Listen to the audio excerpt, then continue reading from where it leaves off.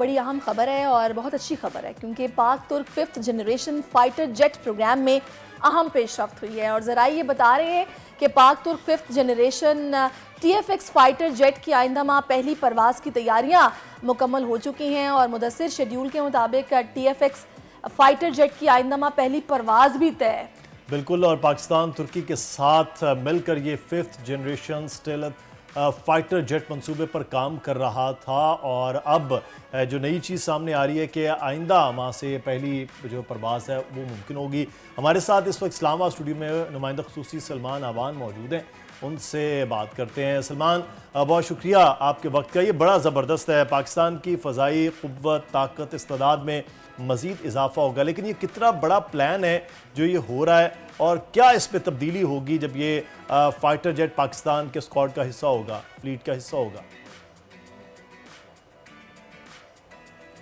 जी बिल्कुल, ये बहुत बड़ा एक प्रोजेक्ट है, एक बहुत इंपॉर्टेंट, आप इसको स्ट्रेटेजिक नौयत का प्रोजेक्ट कह सकते हैं कि पाकिस्तान ने इतना बड़ा कदम लिया है। इस वक्त दुनिया के अंदर बहुत कम ममालिक हैं जो कि अपनी फ़िज़ाई अफवाज के लिए ख़ुद से फाइटर जेट्स बनाते हैं, ये मिलिट्री नौयत के जेट्स बनाते हैं, लेकिन पाकिस्तान अल्लाह ताला के फजलो करम से उन ममालिक में शामिल है जो कि JF-17 थंडर की सूरत में एक बड़ा कामयाब प्रोजेक्ट जो है वो लॉन्च कर चुका है, जो कि जिसको हम कह सकते हैं कि जिसका जो ब्लॉक 13 सामने आया है वो यकीनी तौर पर 4.5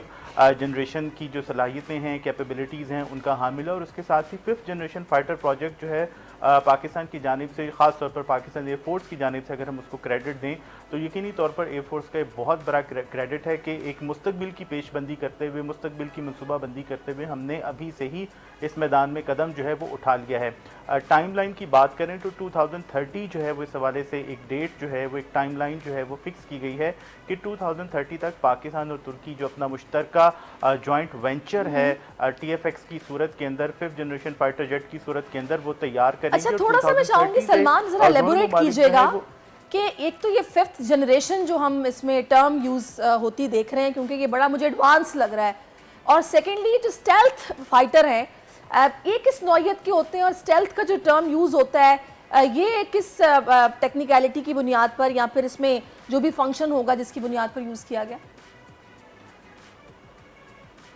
जी बिल्कुल, जनरेशन्स की अगर हम बात करें ख़ासतौर पर फाइटर जेट्स के अंदर, तो 5th जनरेशन, 1st जनरेशन या 4th जनरेशन जो भी जनरेशन का जब हम टर्मिनोलॉजी यूज़ करते हैं तो इसका मकसद होता है ताकि एलेबोरेट किया जा सके कि किस नौयत के, किस टाइप के ये फाइटर जेट्स हैं। जो बहुत फर्स्ट फाइटर जेट्स जो हैं जब इंट्रोड्यूस हुए तो वो वर्ल्ड वॉर 1 के बाद थे, जो कि सिंपली उनके अंदर एक जेट इंजन था। जैसे जैसे कैपेबिलिटीज़ जो हैं तैयारों की बढ़ती गई, उनके अंदर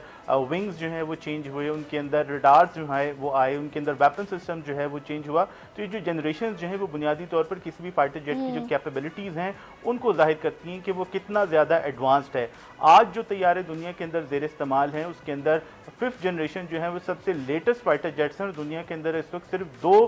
या 3 ममालिक ऐसे हैं जो कि 5th जनरेशन फाइटर जेट्स इस्तेमाल करें, जो कि अमेरिका है, रशिया है, चाइना है, जो कि इन फाइटर जेट्स को बना भी रहे हैं। तो पाकिस्तान और तुर्की जैसे मुल्कों का इस 5th जनरेशन फाइटर जेट के मैदान के अंदर कदम रखना यकीनी तौर पर एक बहुत बड़ी पेशरफ्त है। आपने स्टेल्थ की बात की, तो 5th जनरेशन फाइटर जेट्स जितने भी हैं, स्टेल्थ उनकी एक बुनियादी खसूसियत है। यानी किसी भी तैयारे को जब हम कहते हैं कि वो 5th जनरेशन का है तो इसका मतलब यह है कि उसके अंदर स्टेल्थ की जो सलाहियत जो है, या स्टेल्थ की खूबी जो है वो मौजूद है, यानी कि वो रडार जो है दुश्मन का उसके ऊपर नजर नहीं आएगा। तो किसी भी 5th जनरेशन फाइटर जेट, तो ये एक बड़ा ज़बरदस्त जो प्रोजेक्ट है जिसके बारे में सलमान आप बात कर रहे हैं, ये अब पाक फ़ज़ाइया का हिस्सा होगा।